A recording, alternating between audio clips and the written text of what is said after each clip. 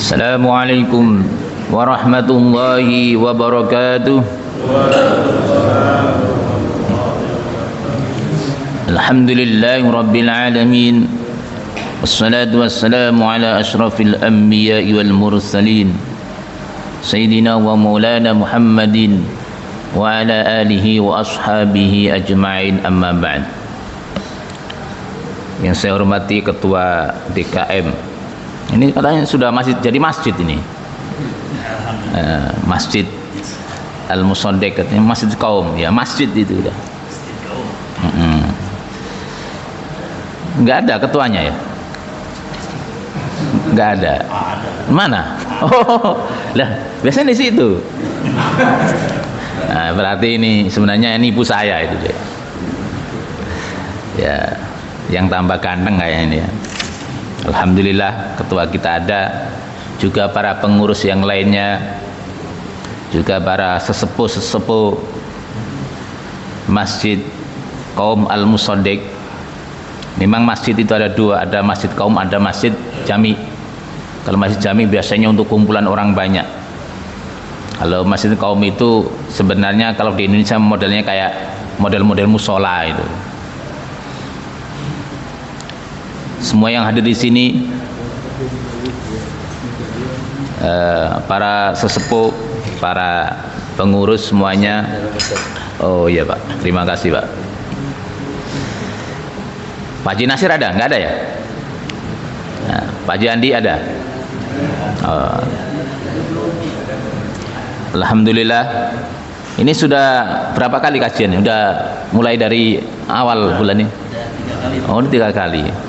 Oh, karena tempat lain ini baru mulai ya begini.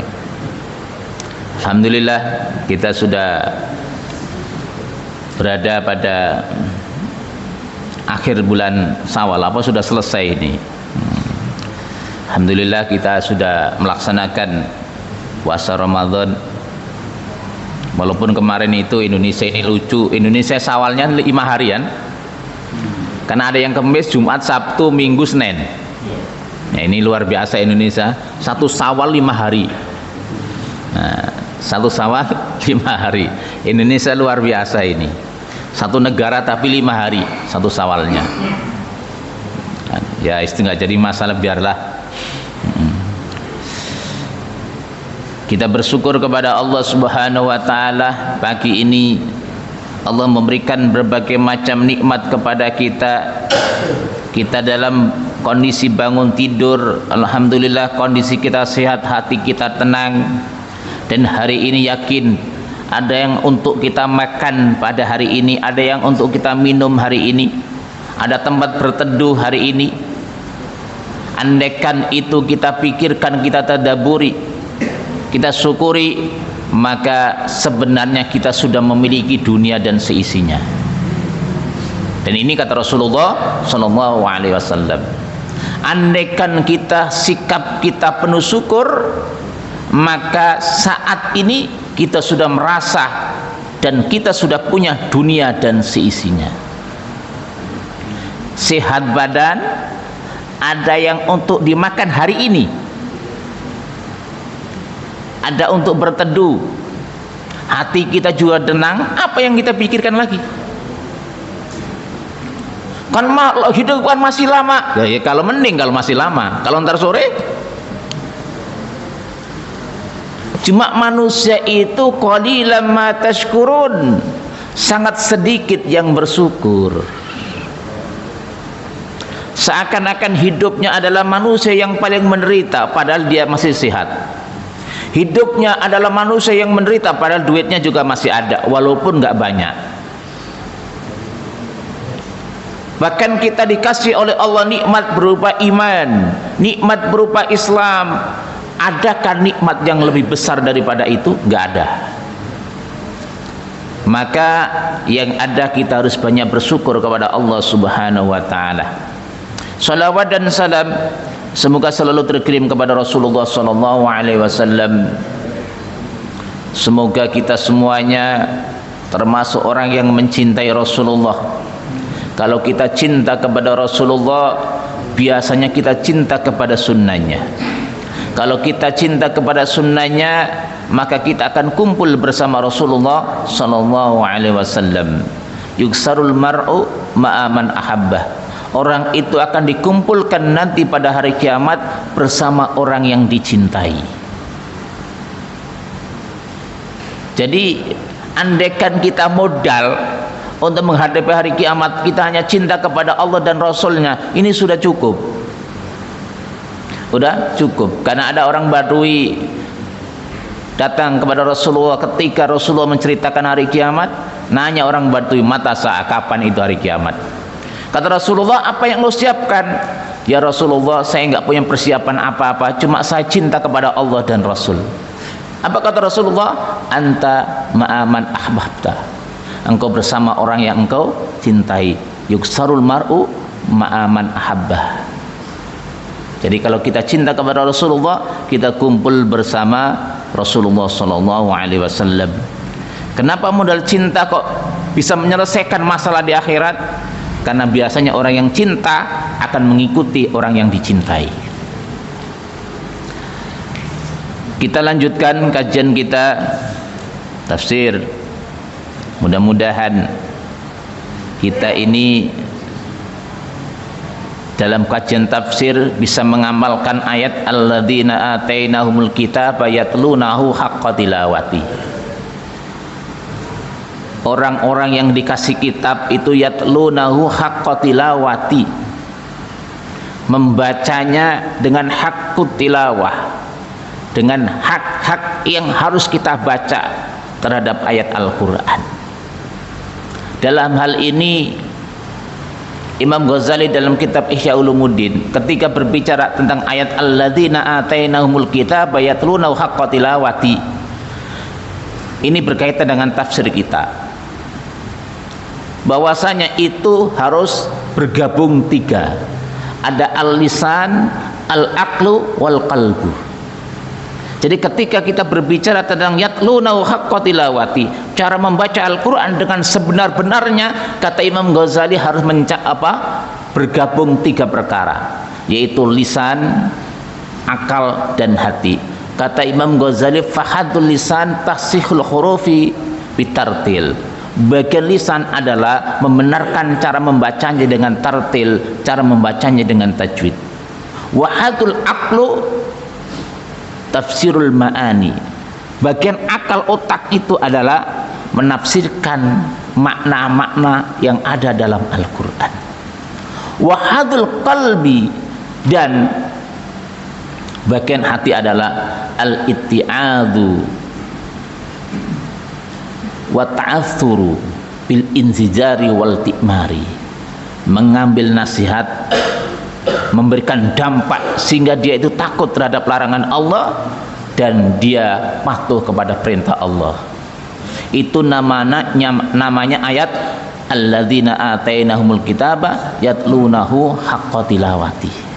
Jadi kalau kita ingin membaca Quran dengan benar, maka lisan kita harus tartil dalam membacanya, otak kita menerjemahkan, dan hati kita mengambil nasihat atau mengambil daripada pelajaran dari Al-Quran tersebut. Kalau itu belum, maka kita belum sempurna dalam kita tilawah Al-Quran. Makanya perlu kajian tafsir supaya kita bisa memahami isinya, memahami makna-makna yang dikandung dalam Al-Quran. Bukan sekedar baca, tetapi apa isi daripada kandungan itu, sehingga kita bisa mengambil pelajaran, mengambil nasihat daripada Al-Quran. Dan itu yang dilakukan oleh para sahabat-sahabat Nabi. Para sahabat Nabi tidak membaca 10 ayat kecuali berhenti dan mempelajari kandungan daripada 10 ayat tersebut. Kita lanjutkan kajian kita terakhir surat Abasa. Sekarang masuk pada ayat 17. A'udzu billahi minasyaitonir rajim. Bismillahirrahmanirrahim. Qudilal insanu ma akfaruh min ayyi syai'in khalaqah min nutfatin khalaqahu faqaddarahu thumma as-sabila yassara thumma amatahu fa'aqbarahu thumma idza syaa'a ansyarahu. Kata Allah Subhanahu wa taala, qutilal insanu ma akfaro. Binasalah manusia alangkah amat sangat kekafirannya. Ayat ini merupakan suatu kutukan bagi orang-orang yang selalu kufur. Dalam kategori yang paling tinggi adalah kufur iman. Tapi juga ada kufur namanya kufur nikmat. Jadi orang kafir itu terbagi menjadi dua secara bahasa. Ada kafir iman, tidak percaya kepada Allah, tidak percaya hari kiamat. Tapi juga ada kafir nikmat, kufur nikmat, mengingkari nikmat Allah, tidak mau bersyukur kepada nikmat Allah Subhanahu wa taala.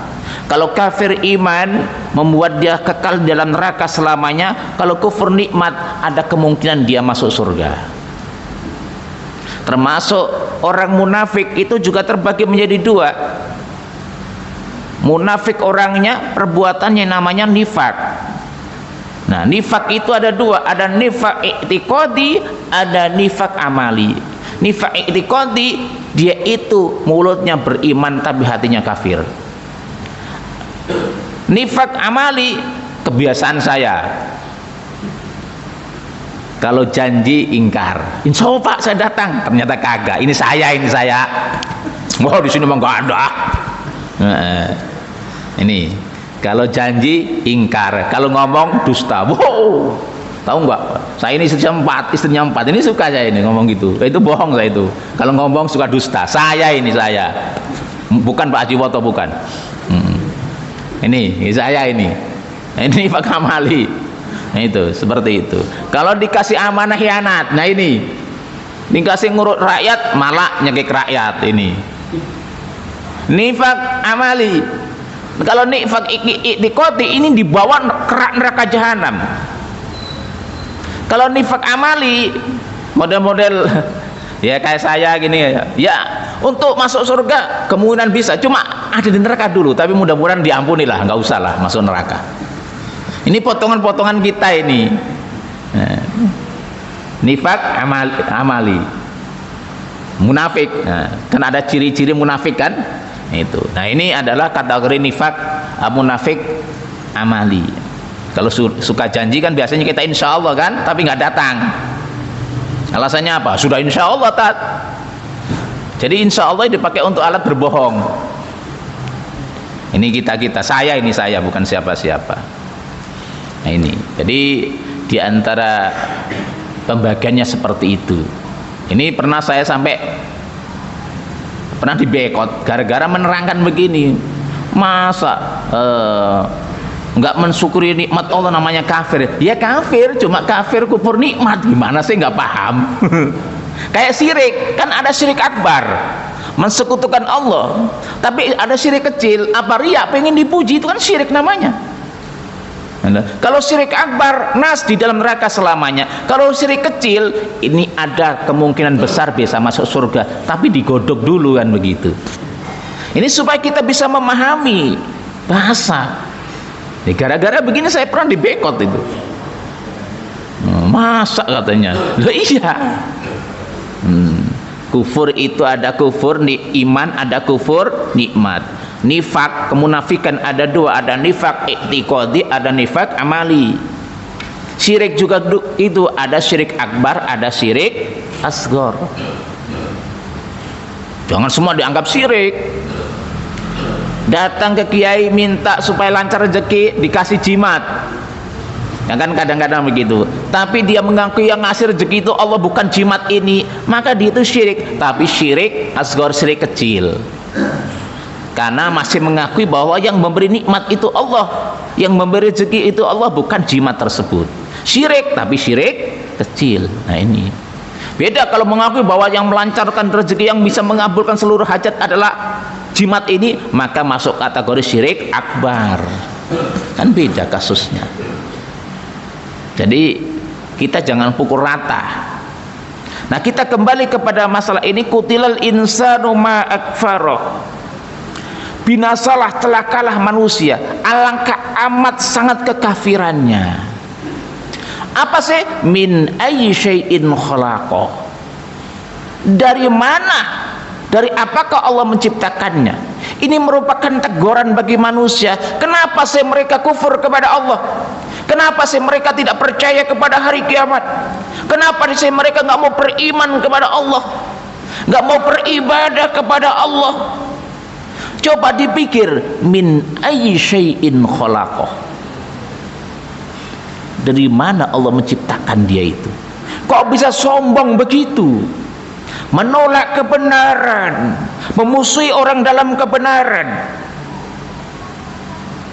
Sombong banget. Min nutfatin khalaqahu faqaddara. Dari setetes mani Allah menciptakannya lalu menentukannya. Kalau dipikir-pikir manusia itu dari apa sih? Setetes mani. Yang hina kalau kita beli ke pasar nggak akan ada dan nggak ada yang jualan. Mungkin di luar negeri ada yang jualan, ini kacau nih. Nanti nasabnya kemana? Mau nasab Habib aja yang mempermasalahkan kan? Kan lagi rame nih. Kok ngurusin seperti itu, kurang kerjaan aja. Saya termasuk masih keturunan Nabi kan? Ya Nabi Adam. Repot. Dari setetes mani Allah menciptakannya lalu menentukannya. Lihat tuh, bahan baku kita dari itu. Siapa yang menciptakan kok kita menjadi manusia seperti ini? Allah Subhanahu wa taala. Siapa yang memiliki kecerdasan? Allah Subhanahu wa taala. Siapa yang memberikan kita kekuatan? Allah Subhanahu wa taala. Kok sampai segitunya kufur kepada Allah Subhanahu wa taala? Kok segitunya nggak mau beriman kepada Allah Subhanahu wa taala? Dari setetes mani yang dalam kandungan nggak punya kekuatan apa-apa, Allah yang mengirim makanan. Lihat bayi dalam kandungan itu nggak ngapa-ngapa, nggak kerja, nggak apa, tapi ya makan kan, ya bisa hidup. Kemudian apa? Tsummas sabila yassara. Kemudian dia memudahkan jalannya. Allah memudahkan kita keluar dari rahim ibu kita. Kalau enggak Allah memudahkan, kita enggak akan bisa keluar, mati di dalam kandungan. Dan ini adalah kekuasaan Allah Subhanahu wa taala. Makanya orang lahir itu aslinya memang dari kemaluan. Sekarang fenomena sesar luar biasa, ya kan? Nggak apa-apa sesar, nggak apa-apa sesar. Sehingga pengalaman pribadi ketika istri saya mau melahirkan, ini istri kedua saya, ini anak keduanya kan sesar. Saya masuk ke beberapa rumah sakit dinyatakan harus sesar. Saya begini, sudah menjadi sunatullah, wanita lahir itu melalui kemaluan, bukan dibelek. Kata dokter, kalau nggak mau sesar nanti siapa yang bertanggung jawab? Dalam hati saya, Allah kan maha kuasa. Istri saya ketakutan.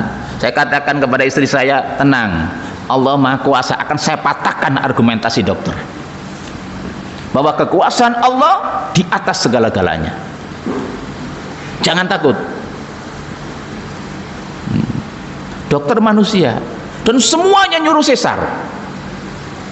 Saya katakan kekuasaan Allah di atas segala-galanya. Allah menciptakan kemaluan wanita untuk tempat keluar manusia, kecuali dalam kondisi darurat nggak apa-apa. Apa yang terjadi? Jadwal rumah sakit harus sesar, periksa semuanya, dan saya tanda tangan untuk sesar. Tapi saya nggak datang. Akhirnya saya datang ke murid saya, seorang bidan. Gimana Bu, bisa? Oh biasa Pak Ustadz, orang tadinya sesar bisa normal. Alhamdulillah. Nggak lama melahirkan, ya normal biasa. Kata siapa sesar harus sesar? Lihat kondisi. Kalau memang darurat Islam memperbolehkan. Tapi kalau memang bisa normal, kenapa nggak normal? Memang tabiat wanita itu seperti itu. Dari dulu kan begitu. Fenomena sekarang kan begitu. Udah sedikit-sedikit sesar, bahkan belum apa-apa udah sesar aja. Ini Tsummas sabila yassara, Allah memudahkan jalan. Jalan melahirkan dari mana sih? Kemaluan. Lihat tuh, bayi tadinya anak saya itu malang, tapi memang kalau waktunya melahirkan yo bisa muter. Itu kekuasaan Allah. Ada bayi yang nyungsang kemudian diruqyah bisa muter.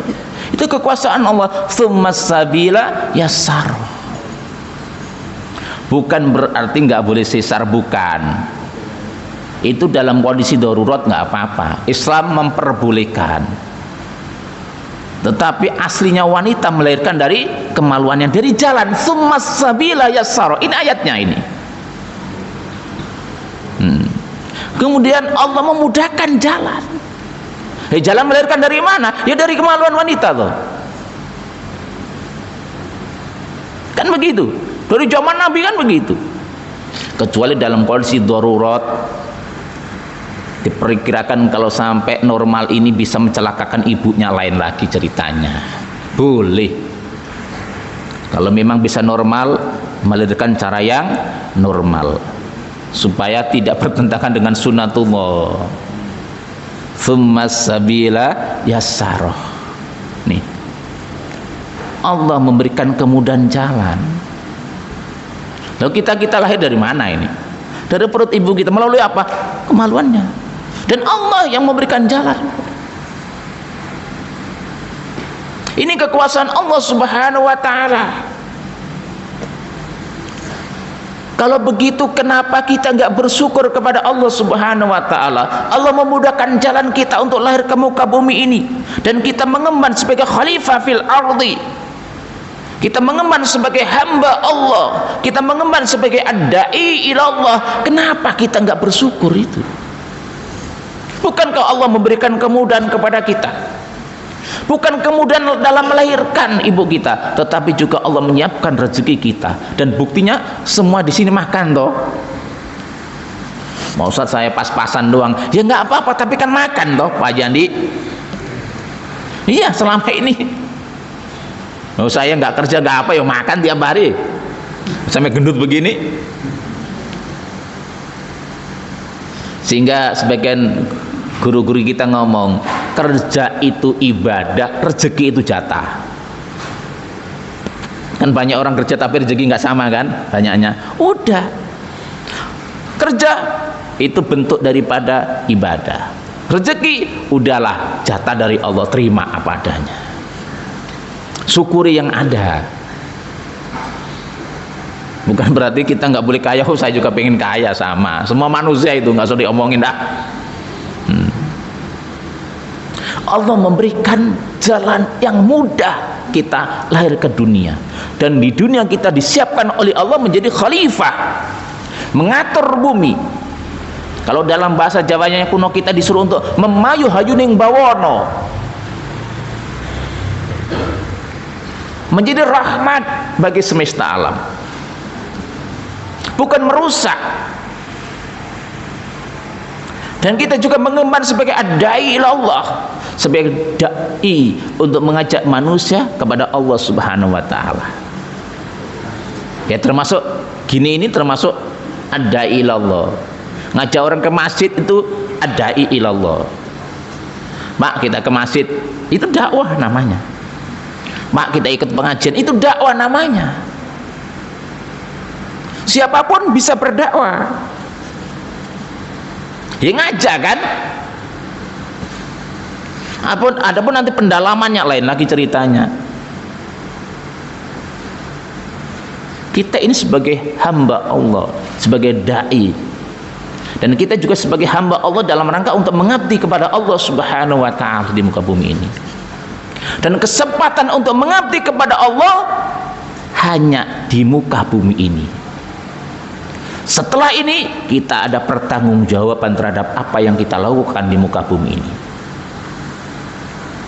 Makanya ada hadis Rasulullah, malaikat Jibril pernah datang kepada Rasulullah, apa?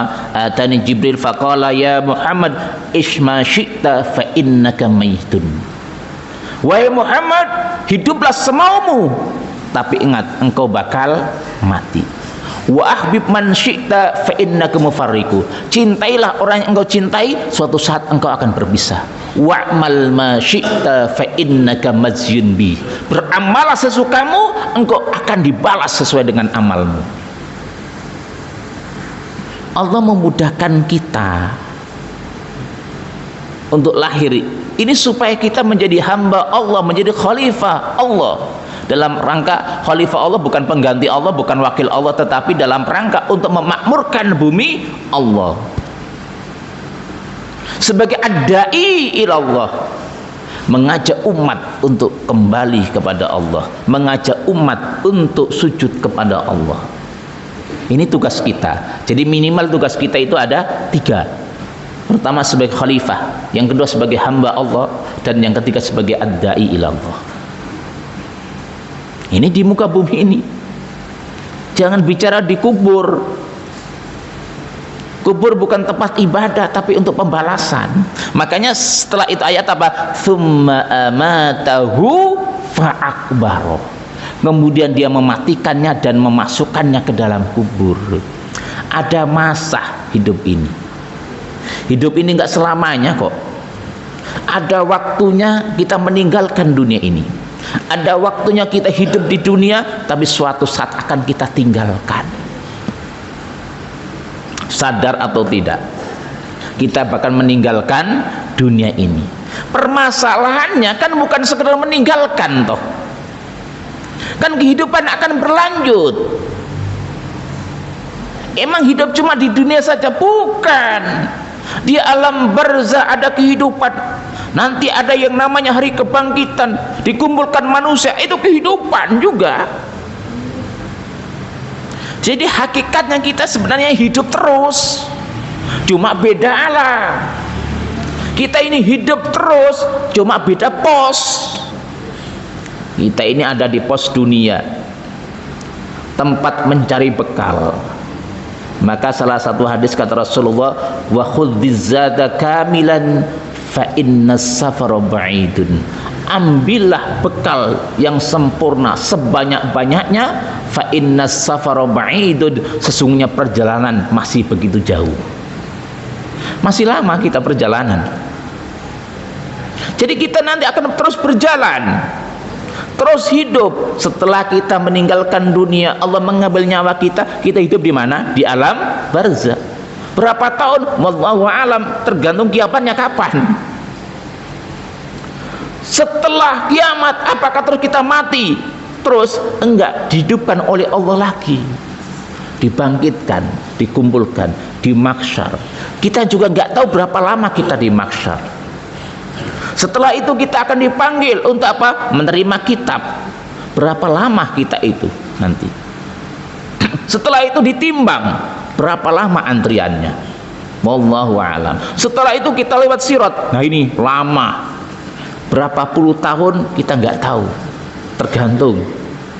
Ada yang dalam sekejap langsung masuk surga, ada yang kayak naik pesawat, ada yang kayak lari, ada yang kayak naik kuda, ada yang berangkang juga nyampe. Cuma berapa lama kita perjalanan menuju surga itu, wallahu alam. Apakah ada yang mampir ke neraka dulu? Sangat mungkin. Tapi mudah-mudahan di sini nggak ada yang mampir ke neraka, amin. Nggak enak. Tat saya 5 menit aja, 5 menit di neraka. Lama. Satu hari sama dengan berapa tahun? Satu ayat mengatakan apa? 1000 tahun. Di dalam surat Al-Ma'arij apa? Miqdaruhu khamsina alfasanah, 50.000 tahun. Kita ambil setahun aja, setengah hari 500 tahun, digejek di neraka. La yamutu fiha wa la yahya, enggak hidup enggak mati. Gimana coba? Jangan, walaupun sehari juga jangan. Terus sehari 1000 tahun. Kali Pak Andi daftar 1 minggu aja, jangan, nggak perlu daftar, kelamaan. Kita itu pengennya tanpa hisap langsung, pengennya kita itu menjadi panitia hari kiamat lah ibaratnya. Orang dalam lah itu loh. Jangan pengen kita itu masuk ke neraka walaupun sebentar, nggak perlu. Berat. Makanya kesempatan bagi kita ini, kita akan dimatikan oleh Allah dan dikubur. Dan dikubur ada pertanyaan-pertanyaan kan. Man rabbuka wa ma dinuka wa ma imamuka, ditanya itu insyaallah. Dan yang menjawabkan bukan mulut kita, tetapi amal kita. Hati-hati. Makanya akidah harus kita lurus, ibadah kita harus benar, cinta kepada Al-Quran, cinta kepada Rasulullah harus benar. Kenapa? Nanti ada pertanyaan. Ustadz kan dikasih contekan ketika kita dikubur, ya kan? Ada contekan nggak? Waktu ditalkin? Ini yang dijadikan, maaf, kadang-kadang ini ada guyonan, bahkan pernah ada musyawarah bagaimana ini ujian ini boleh nyontek apa enggak, boleh nggak ngasih contekan sama siswa yang mau ujian. Dulu kan zaman lagi banyak orang nggak lulus sekolah kan, maka para musyawarah, para ustadz, akhirnya ada yang boleh saja. Kenapa? Dikubur aja dikasih contekan kok. Nah waktu dikubur kan kita kasih tahu, kalau nggak ditanya marrobuka, jawablah Allah Rabbi, kan begitu. Ya tapi ya jangan kaitkan dengan nyontek di sekolah gitu. Tapi kadang ya memang kalau ditalkin itu kan dikasih contekan itu sebenarnya. Dengar nggak? Dengar. Dikubur itu dengar. Walaupun ada terjadi perbedaan pendapat di kalangan ulama, apakah talqin dikubur itu sahih atau enggak.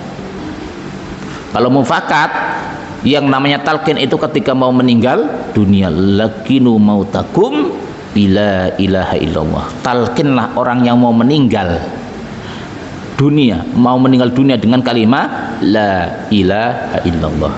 Beberapa hari yang lalu saya diundang ke Rumah Sakit Siloam, Jakarta Selatan.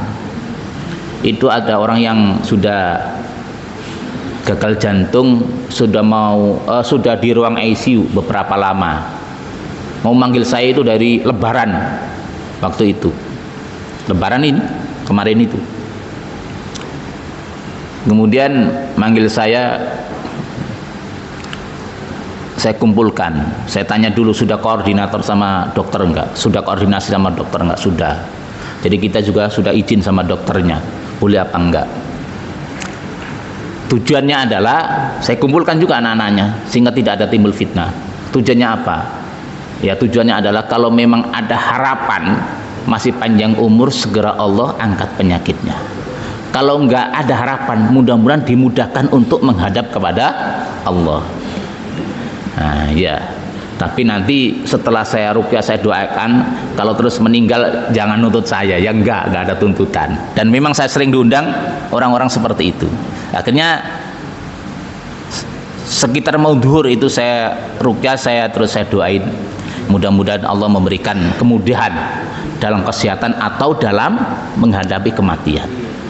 Kemudian dini hari saya dikasih tahu itu sudah meninggal dunia dan mengucapkan terima kasih kepada saya. Dan memang saya sering itu diundang orang-orang yang agak lama dalam sakaratul maut, biasanya itu saya suruh mendoakan. Biasanya nggak lama saya gitu. Ditanya keluarganya itu, Ustadz gimana, kira-kira ada harapan sembuh nggak?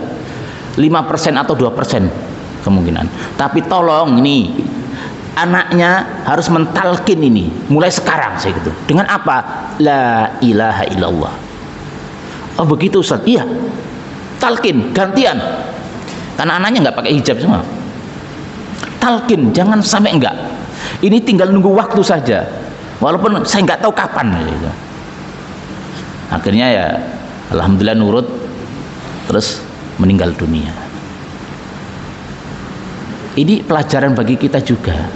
Terus kalau sudah begitu, apa yang kita banggakan coba? Harta kita, pangkat kita, nggak ada artinya. Dan kita ini harus punya wasiat kepada anak-anak kita. Nanti nak, kalau bapak sakaratul maut, jangan kamu menangis doang, talkin bapak, talkin ibu dengan kalimat la ilaha illallah. Karena ternyata banyak keluarga yang nggak paham masalah ini. Dibiarkan aja. bapaknya mau meninggal dunia, dibiarkan saja ibunya mau meninggal dunia. Padahal Rasulullah mengatakan lakinu mautakum bila ilaha illallah. Nih. Thumma amatahu fa'akbaroh. Kemudian Allah mematikan dia dan mengkubur. Jadi kita ini bakal mati. Apalagi umat Rasulullah ini nggak lama.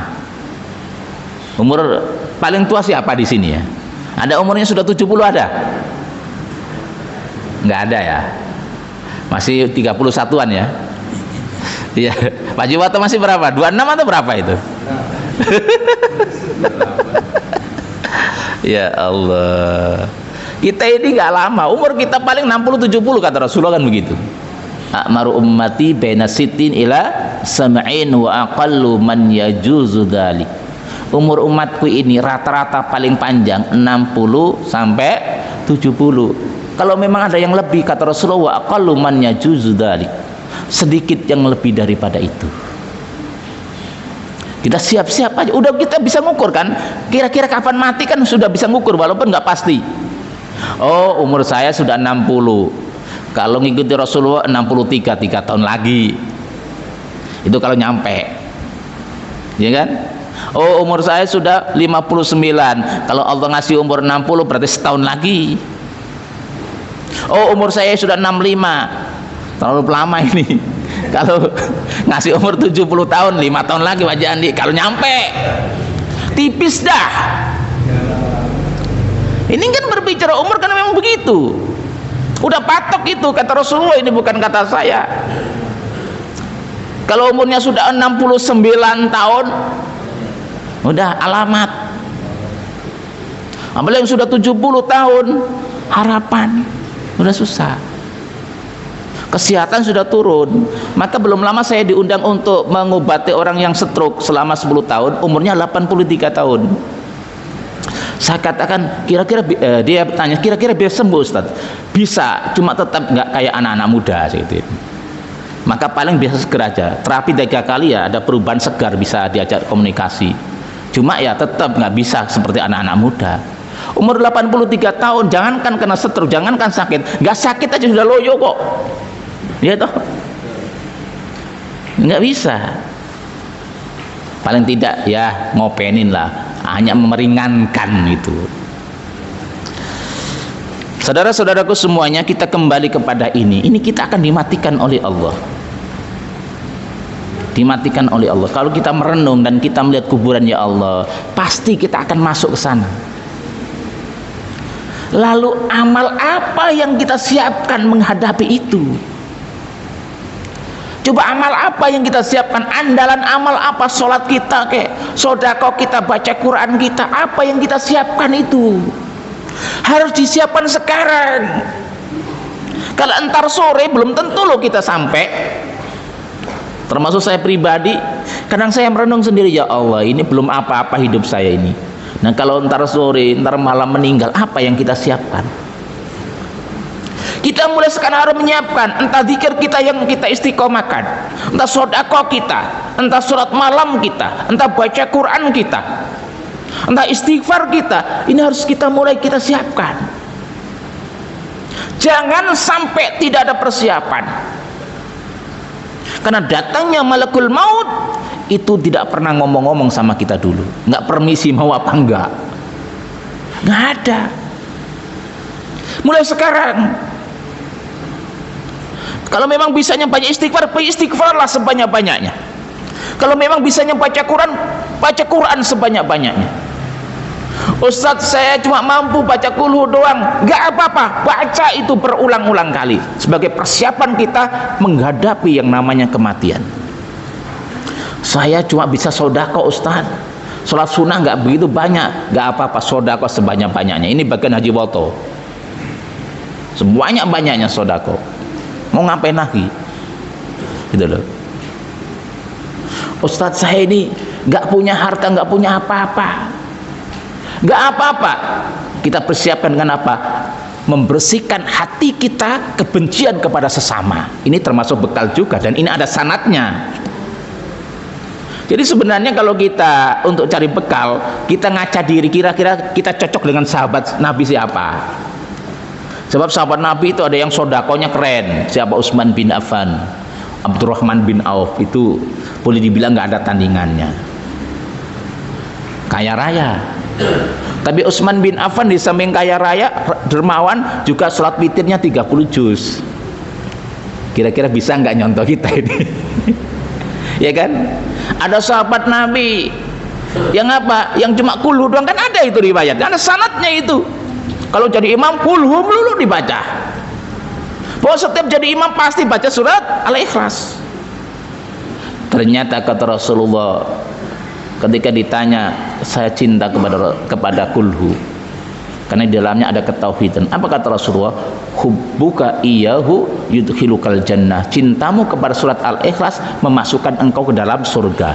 Tuh, ada sahabat Nabi cuma baca Al-Ikhlas doang, ini bisa masuk surga. Ya ngaca diri kita. Emang kalau kita mampunya surat Al-Ikhlas apalagi? Saya cuma Yasin doang. Udah Yasin diulang-ulang sebagai bekal kita untuk masuk kubur. Emang mampunya itu.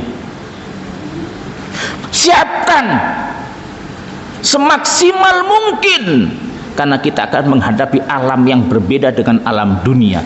Kalau alam di dunia ini kita disuruh beribadah, sedangkan nanti di kubur ada pertanggungjawaban, ada balasan amal kita. Nah, ini kayaknya harus buka pertanyaan dulu bagaimana, ini belum selesai juga. Nah, satu ayat lagi dah.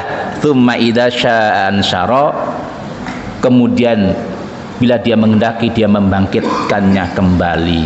Allah akan membangkitkan kita dari alam kubur menuju alam akhirat yang abadi sepanjang masa, tidak ada batasnya, tidak ada habisnya. Nah, ini persiapan kita yang penting ini.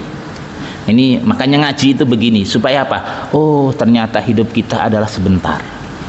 Makanya yang kita lihat adalah akhirat di depan mata kita, karena semakin hari kita semakin dekat dengan akhirat, dan semakin hari semakin jauh dari dunia, udah pasti itu. Makanya persiapan kita harus matang untuk menghadapi kehidupan setelah di dunia ini. Silakan, mungkin ada yang ditanyakan, monggo-monggo.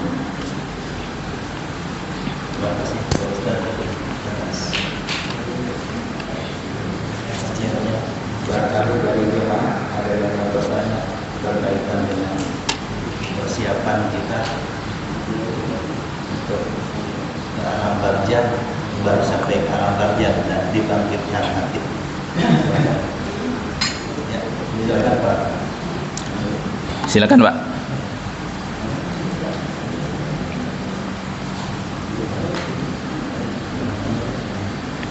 Assalamualaikum warahmatullahi wabarakatuh. Waalaikumsalam warahmatullahi wabarakatuh.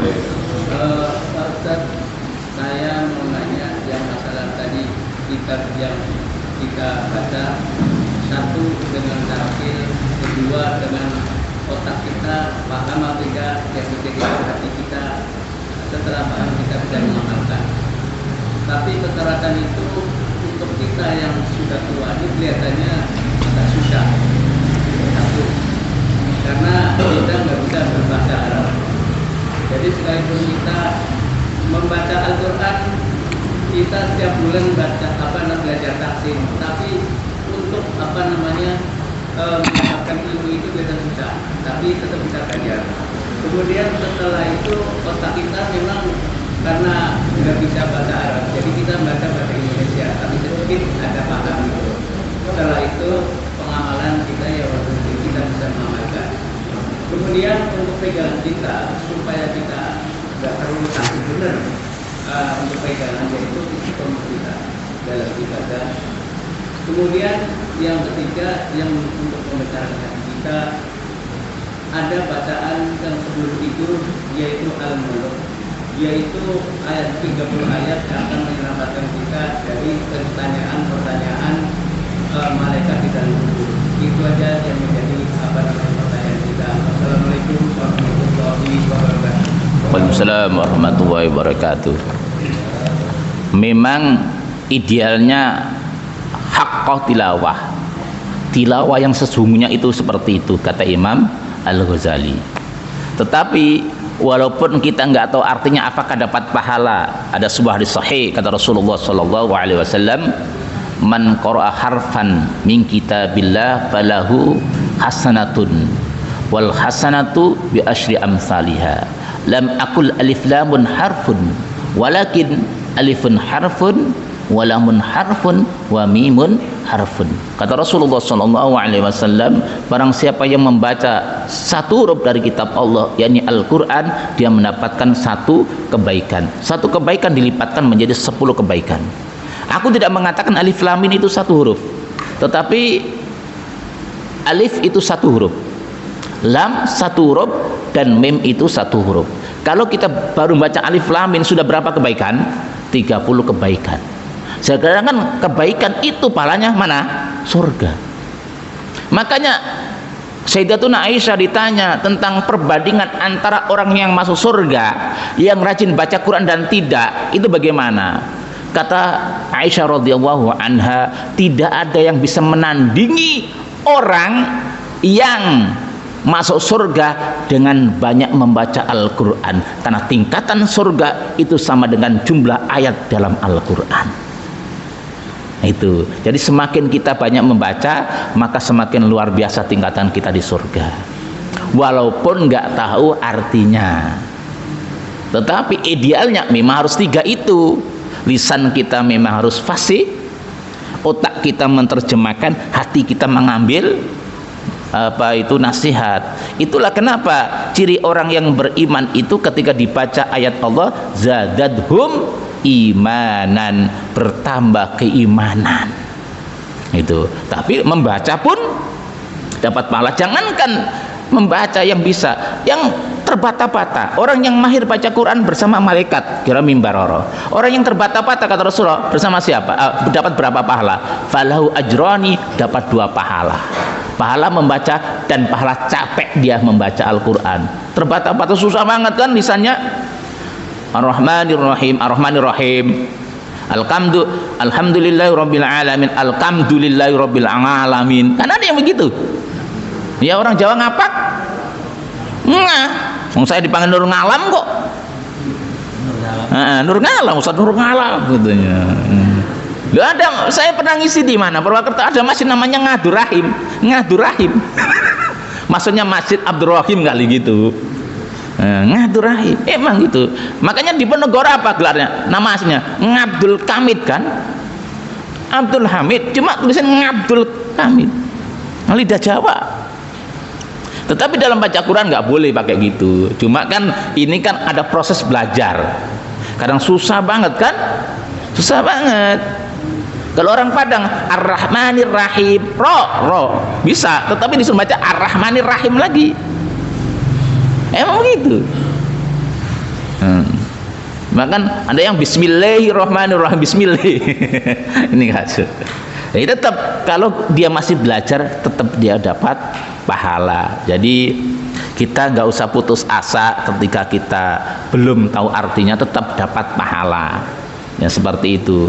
Lah kan ada hadis tadi yang saya baca tadi, membaca itu ya membaca itu dapat pahala. Maka Quran itu penuh dengan pahala. Terus yang selanjutnya apa tadi? Yang kedua. Ini untuk menetralisir kita karena takutnya kematian. Iya. Dengan jalan yang bisa. Ya. Jadi makanya kita ini mumpung masih di dunia, saya sering di mana-mana selalu berpesan agar kita punya amalan yang kita andalkan untuk menghadapi kematian.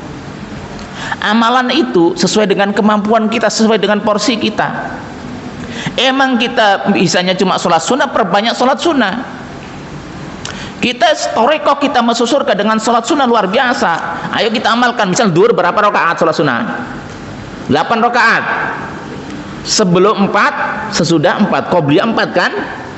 Qobliyah duhur idealnya berapa? 4, 2 rakaat. Setelah itu 4. Ya kan? 2. Idealnya kan 4. Boleh 4-2, boleh 2-2. Ada 3 cara untuk sholat duhur. Sholat apa? Sholat sunnah duhur itu terbagi menjadi 3. Terus kalau kita pakai yang muakada aja, Salat maghrib berapa rakaat? 2 rakaat. Salat isya 2 rakaat. Salat qobliyah subuh berapa? 2 rakaat. Itu baru yang muakkadah. Belum yang ghair muakkadah. Apa itu? Sebelum asar 2 rakaat, sebelum maghrib 2 rakaat, sebelum isya 2 rakaat. Ini baru rawatib. Ayo kita amalkan coba. Salat rawatib aja luar biasa. Tapi kadang-kadang kita nggak genep kok, suka cuma kecolongan kok, ya kan? Begitu masuk masjid, imam sudah takbiratul ihram salat subuh, kita sudah nggak salat qobliyah dulu. Padahal disunahkan kita qadha qobliyah subuh. Kapan qadhanya? Boleh setelah salam atau nanti setelah waktu duha. Kita nggak terbiasa toh. Emang ada riwayatnya, ada sanadnya? Ada sahabat Nabi setelah sholat subuh sholat sunnah. Ditanya sama Nabi, engkau ini sholat apaan? Kata sahabat, saya ini tadi masuk ke masjid, engkau sudah takbiratul ihram. Jadi saya ini sholat qobliyah subuh atau sholat sunnah fajar. Rasulullah diem. Ini yang dijadikan dalil para ulama, boleh qadha qobliyah subuh setelah sholat subuh. Rasulullah pernah qadha enggak? Pernah. Rasulullah qadha ba'diyah duhur waktu asar. Kalau kita kan enggak. Kalau sudah lewat ya lewat aja. Ini saya pribadi, bukan siapa-siapa. Nah, bukan orang lain. Saya pribadi kalau sudah lewat ya udah. Ngapain udah? Sunnah ini. Ini saya. Kalau kita mengamalkan tarekah kita untuk sholat sunnah rawatib sudah luar biasa. Belum tambah tahajudnya. Berapa rakaat? Minimal 8 lah. Udah, tambah 3 witir. Duhanya berapa rakaat? Boleh 12 rakaat toh. Ayo. Belum tasbihnya. Nah ya. Aduh. Nanti belum surutnya. Ini baru sholat sunnah doang ini. Ayo kita tarekah kita untuk masuk surga lewat sholat. Banyak banget. Belum sholat taubatnya ketika kita habis maksiat. Lah ya. Banyak sekali. Belum sholat mutlak, sholat sunnah mutlak yang tidak ada batasannya rakaatnya. Ayo. Kalau kita tarekah kita untuk ke surga dengan sholat saja, luar biasa. Ini baru sholat, belum yang lain kan? Jadi kita itu harus punya amalan andalan. Apa sih? Oh sholat sunnah mampu saya, udah sholat sunnah. Oh baca Quran kali baca Quran. Oh sodako begitu. Oh zikir saja baca salawat 1 hari 5.000 kali baca. Emang orang kemampuannya beda-beda. Dan semua itu adalah tarekah untuk menuju surga. Tapi dengan syarat apa? Kita istiqomah. Kan begitu. Enak karena banyak seperti itu. Termasuk tadi surat Al-Mulk. Jadi kata Rasulullah sallallahu alaihi wasallam, lawaditu anna fi qalbi kulli insan min ummati. Jadi dan aku benar-benar ingin surat itu ada di hati setiap orang dari umatku. Jadi Rasulullah sallallahu alaihi wasallam sangat berharap umatnya semuanya hafal surat Al-Mulk berjumlah 30 ayat. Duh. Udah hafal semua kan? Sekali-kali setoran. Enggak saya uji, nanti biar Pak Haji Andi yang uji atau ketua DKM-nya. Loh, kata Rasulullah, ini satu-satu surat yang kata Rasulullah, aku pingin umatku semuanya hafal surat Al-Mulk. Kenapa? Manfaatnya luar biasa untuk menghindarkan kita dari siksa kubur. Seperti itu, luar biasa. Makanya ada hadis, inna suratan fil Quran salasina ayat syafat li sahibi hatta ghufra lahu. Tabarakalladzi biyadil mulk. Sesungguhnya ada sebuah surat dalam Al-Quran terdiri dari 30 ayat yang memberikan syafaat kepada pembacanya sehingga diberikan ampunan kepadanya, yaitu tabarakalladzi biyadil mulk. Itu. Jadi kalau bisa dan harus, bukan kalau bisa, kita hafal 30 ayat sih. Kalau satu hari satu ayat berarti cuma 30 hari menghafalnya. Kalau Pak Haji Woto udah pasti hafal dah. Ya kan? Iya. Ini. Ya, ini dikompakin lah. Kita sudah nggak muda lagi kok. Mau ngapain lagi? Surat Al-Mulk dibaca tiap malam. Kalau bisa hafalkan. Walaupun boleh dibaca biasa. Karena Rasulullah berharap ini adalah di hati umatnya, begitu. Ada lagi pertanyaan? Sudah waktunya masih? Oh masih banyak. Silakan. Silakan. supaya pas kita suruh. Satu lagi silakan. Waalaikumsalam warahmatullahi wabarakatuh.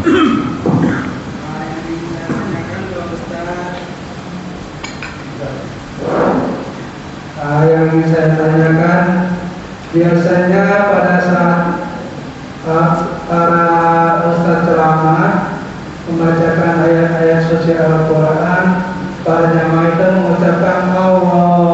Apakah ada dalilnya Pak Ustaz? Mohon penjelasannya Pak Ustaz. Wassalamualaikum warahmatullahi wabarakatuh. Ya, ini itu fenomena biasa di Indonesia ya. Allah, kalau suaranya enak, kalau kurang enak agak diam gitu. Kalau suara saya nggak enak jadi nggak ada yang Allah gitu ya. Apakah itu ada dalilnya? Wallahu a'lam. Itu maksudnya mungkin mengagukan Allah Subhanahu wa taala. Cuma memang dalam riwayat itu tidak ada seperti itu. Ketika kita mendengar orang baca Quran, maka kita disuruh untuk fastami'u lahu wa ansitu. Kita mendengarkan dan mendengarkan dengan sesama.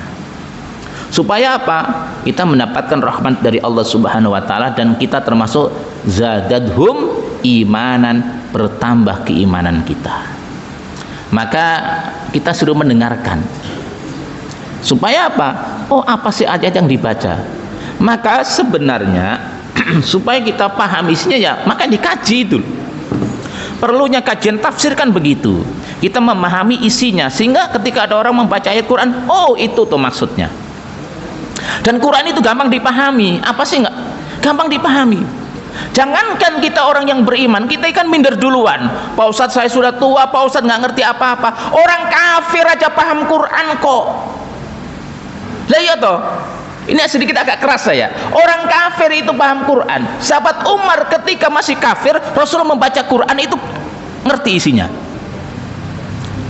Ketika dia masih kafir, itu kan di lembaran kan waktu sama adiknya itu Fatimah itu kan surat Toha itu ngerti isinya kok. Apalagi kita orang yang beriman.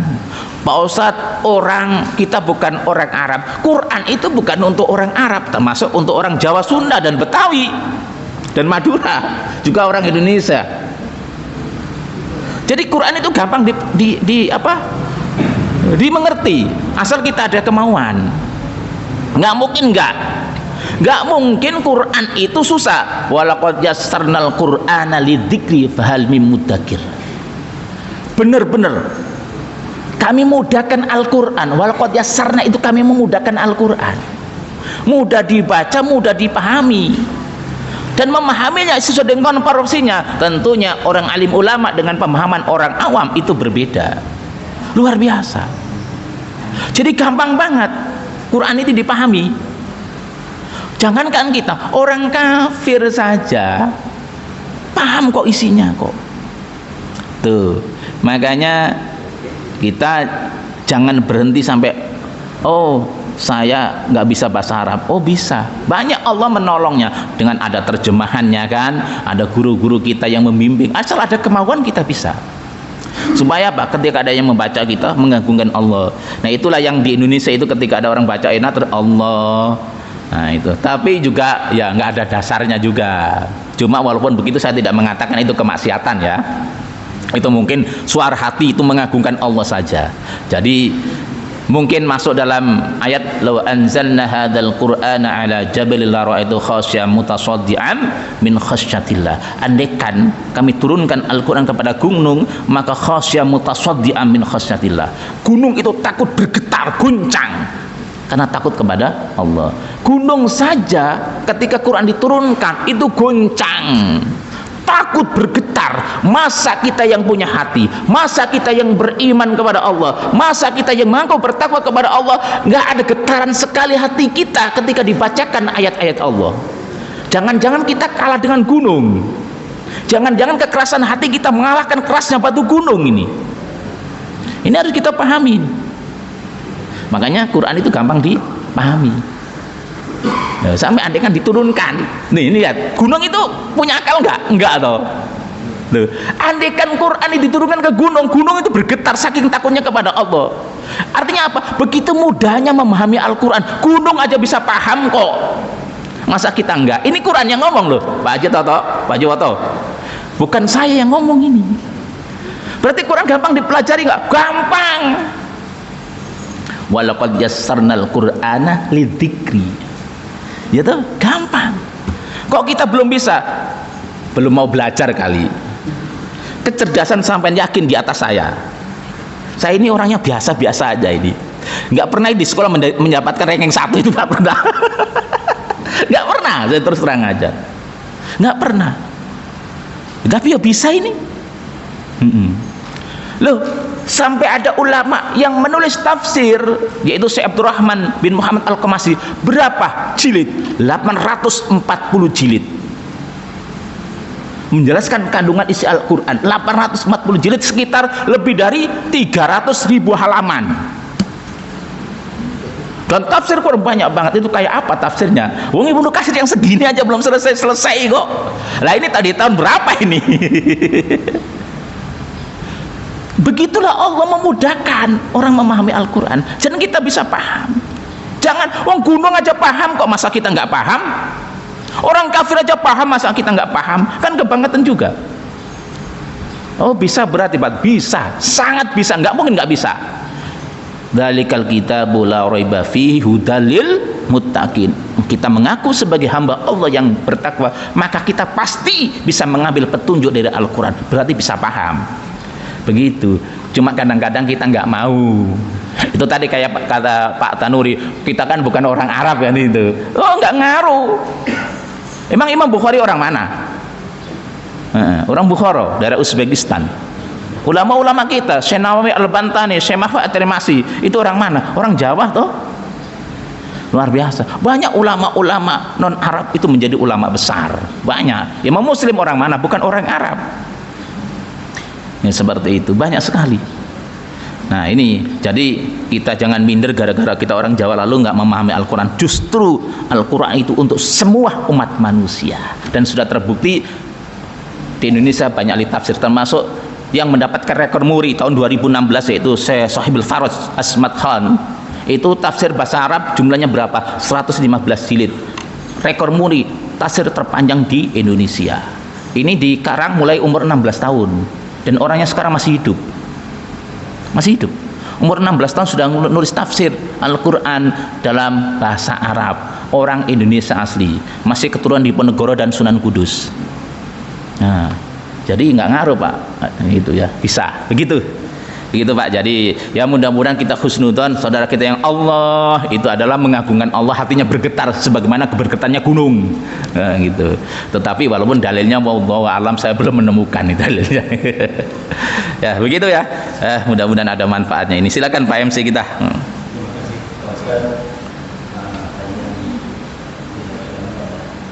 Cukup Pak. Jadi untuk hari ini kita alhamdulillah hanya dari para makanan bisa kita simak, dan untuk melengkapi itu lagi tersebut disoalkan kan kalau dimati dulu jenazahnya, alhamdulillah musyawarah musyawarah sudah menyiapkan tempat pemandian jenazah 100% sedekah beripat dari jemaah. Alhamdulillah. Dan untuk bekal bagi para jemaah, yaitu kita menghadapi Idul Kurban Idul Adha. Alhamdulillah sudah masuk sapi keempat. Jadi untuk para jemaah yang belum daftar, kami persilahkan daftar segera. Kita DKM sudah booking 11 ekor dan sudah disertifikat. Adapun membayarnya paling lambat tanggal 22 Juni, seminggu sebelum Idul Adha. Dan yang terakhir saya mohon Pak Ustaz untuk menerima doa dari Pak Jemaah, di mana sampai sekarang Pak Haji Sukron masih belum pulih kesehatannya, dan juga Pak Rahmat juga orang sehat beberapa waktu ini, termasuk para jemaah lainnya. Dan yang pertama, jemaah yang mau berangkat menunaikan ibadah haji tahun ini, yaitu Pak Yaya